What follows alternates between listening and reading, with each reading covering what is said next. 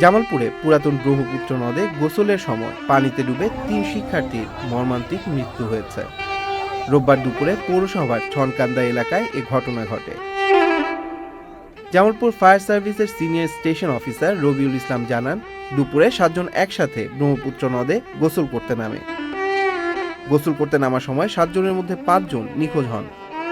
এ সময় সাঁতার জানায় 2 জন সাঁতরে তীরে উঠলেও সাঁতার না জানায় নিখোঁজ হন 3 জন। খবর পেয়ে ফায়ার সার্ভিস ও স্থানীয়রা চেষ্টার পর বিকেলে 3 জনের মৃতদেহ উদ্ধার করে।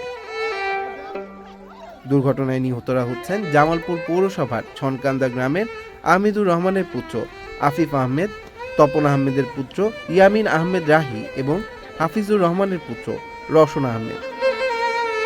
তাদের মধ্যে ইয়ামিন জামালপুর জেলা স্কুলের 10ম শ্রেণীর ছাত্র, আফিফ একই স্কুলের 9ম শ্রেণীর ছাত্র।